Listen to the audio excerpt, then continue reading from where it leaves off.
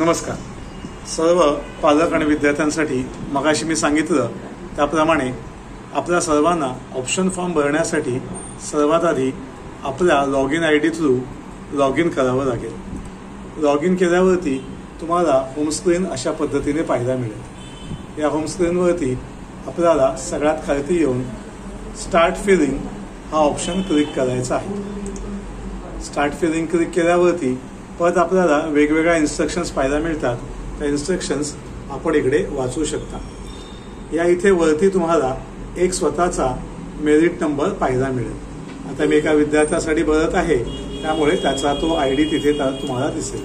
तुम्हाला तुमचा I D इथे पाहायला मिळेल. त्याच्यानंतर खालती आल्यावरती आपल्याला वेगवेगळे ऑप्शन सिलेक्ट करायचे आहेत. जर तुम्हाला गव्हर्नमेंट कॉलेजेस घ्यायचे असतील तर तुम्ही इथे टिक करा. गव्हर्नमेंट एडेड घ्यायचे असतील तर इथे टिक करा. अनएडेड घ्यायचे असतील म्हणजे प्रायव्हेट कॉलेजना जायचं असेल तर इथे टिक करू शकता. तुम्ही तुमच्या रिक्वायरमेंट प्रमाणे टिक करू शकता.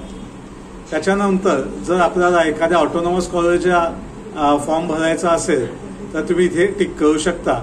किंवा तुम्ही जर मायनॉरिटी अल्पसंख्याकमध्ये असाल तर मायनॉरिटी किंवा नॉन मायनॉरिटी इथे टिक करू शकता. आता सध्या मला फक्त गव्हर्नमेंट कॉलेजेसच हवी असल्यामुळे मी फक्त गव्हर्नमेंटला टिक केलेलं आहे आणि मी हळूहळू खालती येतोय. तर खालती आल्यावरती मित्रांनो इथे आपल्याला संपूर्ण रिजन्स दिसतात बोर्डाचे पाहायला. तर आपण कोणत्या रिजनमध्ये आहात? तुम्ही अमरावतीमध्ये आहात का, औरंगाबादला आहात का, मुंबईमध्ये, नागपूर, नाशिक आणि पुणे वेगवेगळ्या रिजनमध्ये तुम्ही असाल त्याप्रमाणे इथे तुम्हाला टिक करायचं.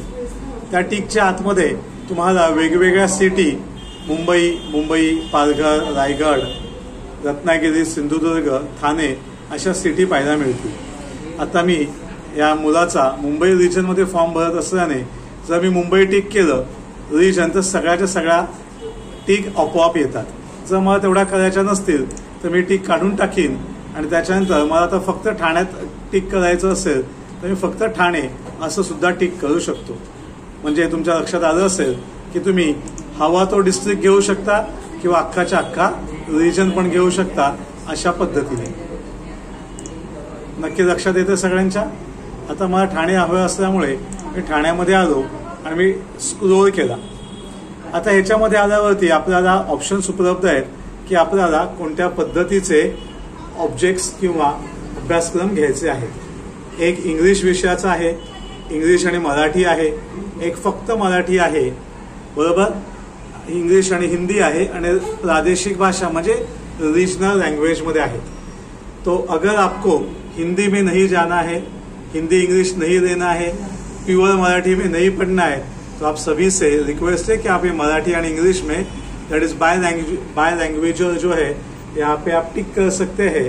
किंवा याच्यामध्ये येऊन फक्त इंग्लिश अँड मराठी किंवा ऑल कोर्सेस इथे तुम्ही टिक करू शकता.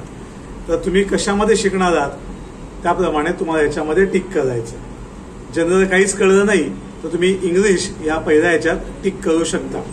याच्यामध्ये फक्त इंग्लिश आणि मराठी या दोन यांचे आणि याच्यामध्ये फक्त इंग्रजी या माध्यमाचे कोर्सेस उपलब्ध आहेत. त्याच्यानंतर आपण खालती आलो तर इथे आपला प्रश्न विचारला जातो, do you want to filter on the basis of courses किंवा इन्स्टिट्यूट. अनेक जणांचं फिक्स असतं की त्यांना कॉम्प्युटरलाच ऍडमिशन घ्यायची आहे, त्यांना दुसऱ्या कोणत्या ब्रांचला नाही जायचं आहे. मग ती सर्व मित्रमंडळी कोर्सेसवरती टिक करू शकतात. एखादा म्हणू शकतो सर मला कॉलेज सिलेक्ट करायचे आणि त्या कॉलेजमध्ये मी वेगवेगळ्या ब्रांचेस सिलेक्ट करणार आहे. तर मी आता तुम्हाला इन्स्टिट्यूट वाईज सिलेक्शन करून दाखवणार आहे. तर मी आता इन्स्टिट्यूट सिलेक्ट केला आणि मी खालती आलो तर त्यांनी मला विचारलं select the institutes you are looking for. आता बोर्डाने आपल्या सगळ्यांसाठी अतिशय एक चांगली सोय केली आहे की जर मी ठाणे रिजन घेतलं आहे तर मी इथे क्लिक केल्यावरती बोर्ड मला दाखवतो की याच्यामध्ये कोणती गव्हर्नमेंट कॉलेजेस अवेलेबल आहेत. आता इथे मला नो रिझल्ट फाउंड असा आलाय. मग मी इथे येऊन चेक केलं की ठाण्यामध्ये नो रिजन गव्हर्नमेंट इन्स्टिट्यूटचा मला पाहायला मिळतोय. मग आता याच्यासाठी मला मराठी इंग्लिश बाय लँग्वेज इथे टिक केल्यावरती परत नो रिझल्ट येतोय. मग इथे मला येऊन मुंबई रिजनमध्ये जाऊन मुंबई सिटी हवा असेल तर तो, मुंबई सबर्बन हवा असेल तर तो.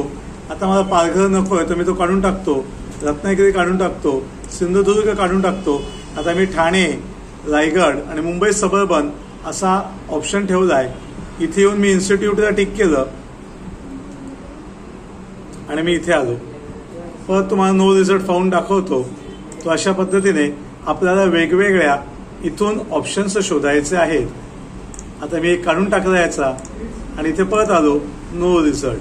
तुमच्या लक्षात आलं असेल की आपल्याला वेगवेगळ्या पद्धतीच्या ऑप्शन्स फॉर्म सिलेक्ट करायचे आहेत.